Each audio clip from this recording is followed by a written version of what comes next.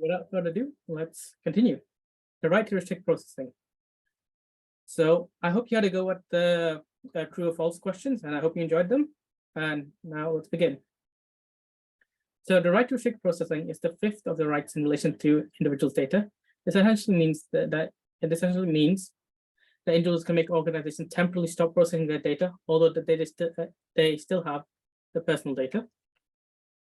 As long as some of the key features of right to restrict processing are, as long as it makes it clear that they're asking to restrict processing of their personal data in oral or written form, they can once the right to restrict processing is made, they must respond within the latest of 1 month, or if it's intricate or complex, later 2 months.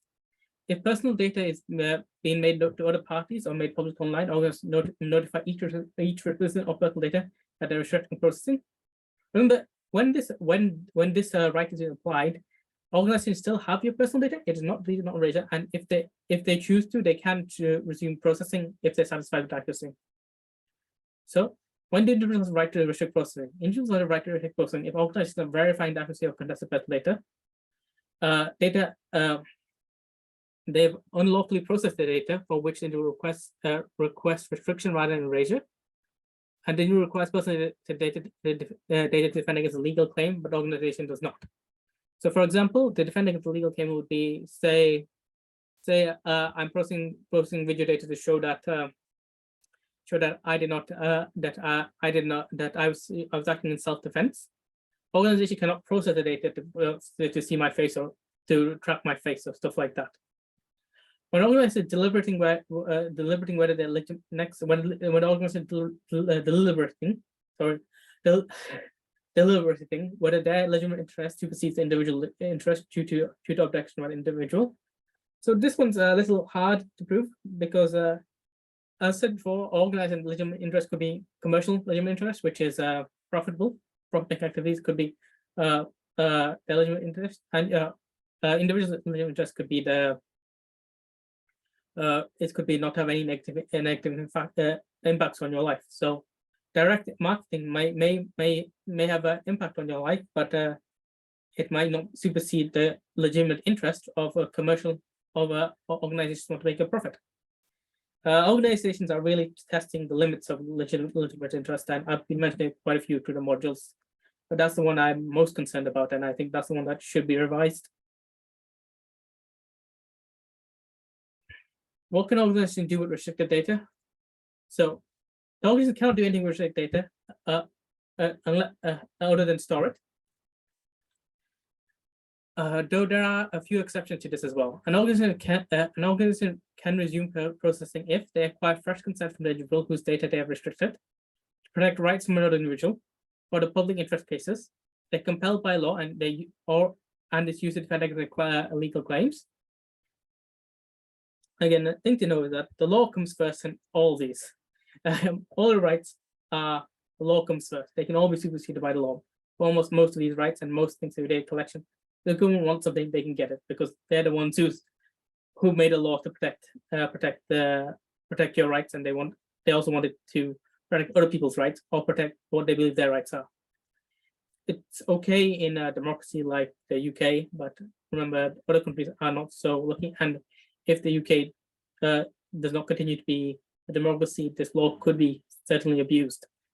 So just as a general, just be careful with your data. If an organization refuses the right to restrict processing, other than the aforementioned exceptions, organizations cannot refuse the right to restrict processing unless the reasons the individual gives are manifestly unfounded or excessive. But the organization can stop processing if they're satisfied with its accuracy, or if their legitimate grounds supersede the individuals. But if they do start processing the individual's personal data, they must notify the individual before they start processing. They must do it before. Before they start processing, they must tell you what they've started processing. The right to data portability. The right to data portability is the sixth of the rights in relation to individuals' data. The right to this right essentially gives the individual the right to receive a copy of the personal data the organizations have on them in a structured, commonly used and machine-readable format. Or the individual can ask you to transfer their personal data to another organization in a secure way. This right only applies to data the individual has directly given to you. So if an organization processes that data to create a general profile about you, you will not have the right to that data. So for a good example of this would be, say if I am, Google looks at my search history and showing things that and predicts me things I'd like to buy, and I buy those things. I don't have the right to that process information. So what I'm likely to buy and why they believe that why they believe I'm unlikely to buy. So they'll still have a bar chart and say 60% likely to buy gaming goods or 40% likely to buy pencils, stuff like that. I'm not allowed to have that process data prediction on me. But this also applies to the right of access. You can have access to your data, but you won't have access to the profile they've created on you. I couldn't. It's not on the ICO guidelines, but after making a few calls, I can confirm this. Again, it can be this request can be given only in written form. It can data policy made the latest of they must respond to the request at the latest of 1 month, or they can extend it by further 2 months if it's complex. So just one of the features. When do individuals have the right to data portability? This right only applies if the legal basis for processing is consent and the organization processing using automation. For example, they have data on me and I apply for, they have credit data on me and I apply for a loan and it automatically rejects. Is there a reason why organization cannot transfer my data to another organization? Yes. Organizations are not required to maintain a process system that's compatible with other organizations. Our organizations are not permitted to recognize purposeful barriers or obstacles to prevent and slow down the data transfer, whether legal, financial, or technical. Additionally, they're not required to send data to another organization, so if doing so would violate others' rights. So for say Amazon has my data in a spreadsheet format, and Google, and I want you to transfer the data to Google, but Google doesn't have spreadsheets; it doesn't work, and it's not easy for them to transfer. They don't have to make extra steps for them to transfer your data. You don't make extra programs to transfer your data. You won't have that right, but you will still have a right to receive a copy of your own data in the Excel format they have. Structure commonly used in machine readable. Structured format essentially means that data is not just a random set of numbers or letters on a page. On the page, for example, a spreadsheet would be an example of a structured data as all the data is in columns and rows. A commonly used format means format that's generally used and has been used for a long time. This means that organizations cannot use some format when giving cannot give some obscure format when giving your data, so you will not be able to understand it. Likewise, you're not using new, which is widely used by the average person. But the average person will not have access to it. So like SPSS, it's been used relatively for a long time, but it's as an average person you will not have access to it. You won't know it. You have to pay subscription and stuff like that. And when we say for has been used for a long time, this is very subjective because this late only occurred a very few years ago, and our use of technology is very recent. So a long time could be 5 years or 10 years. Like a good example, Amazon was a bookstore till maybe 2005, 2010, and after that, it sold more things from them to make a store sell everything. So a long time for them could be 10 years, but that's not necessarily true if you look at historical time.